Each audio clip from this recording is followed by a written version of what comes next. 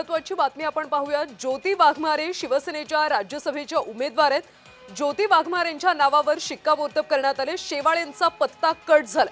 अर्ज भरण्यासाठी ज्योती वाघमारे आता विधान भवनात दाखल झालेत। अनुभवी चेहऱ्यांना नाकारून ज्योती वाघमारेंना उमेदवारी देण्यात आली।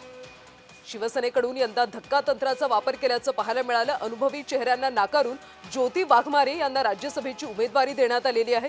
ज्योती वाघमारे आता अर्ज भरण्यासाठी विधान भवनात दाखल झाले।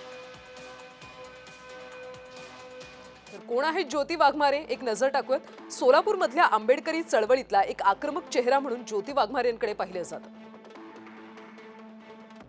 चर्मकार समाजाच्या ज्योती वाघमारेंची कौटुंबिक पार्श्वभूमी गरिबीची होती। शैलीदार निवेदिका फरड्या वक्त्या म्हणून सोलापूरकरांना ज्योती वाघमारेंचा परिचय। वाघमारेंची मातृभाषा तेलुगू आहे। इंग्रजी भाषेत त्यांनी पीएचडी केली। मराठीवर चांगलं प्रभुत्व आहे। मानवी हक्क अभियान, विद्रोही सांस्कृतिक चळवळ, आंबेडकरी चळवळीत त्या कार्यरत होत्या। वडील नागनाथ वाघमारे दलित पॅंथरचे कार्यकर्ते आणि माजी नगरसेवक राहिले। वडील हॉटेलमध्ये वेटर म्हणून काम करायचे। चळवळीतून ते पुढे आले। ज्योती वाघमारे 2014 ला सोलापूर महिला काँग्रेसच्या शहराध्यक्षा होत्या।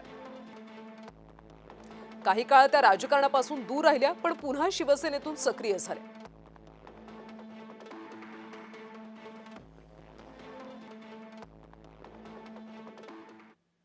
दरम्यान भाजपच्या राज्यसभेच्या उमेदवारांनी आपला उमेदवारी अर्ज भरलाय। विनोद तावडे, रामदास आठवले, माया इवनाते आणि रामराव वडकुते यांनी अर्ज भरला।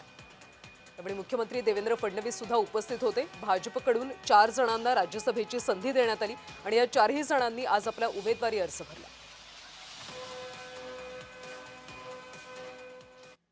विनोद तावडे हे जुने कार्यकर्ते आहेत। एका कार्यकर्त्याचा हा सन्मान आहे। संजय राऊत यांच्याकडून तावडेंचं तोंड भरून कौतुक करण्यात आलं। विनोद तावडे यांना राज्यसभेची उमेदवारी देण्यात आली।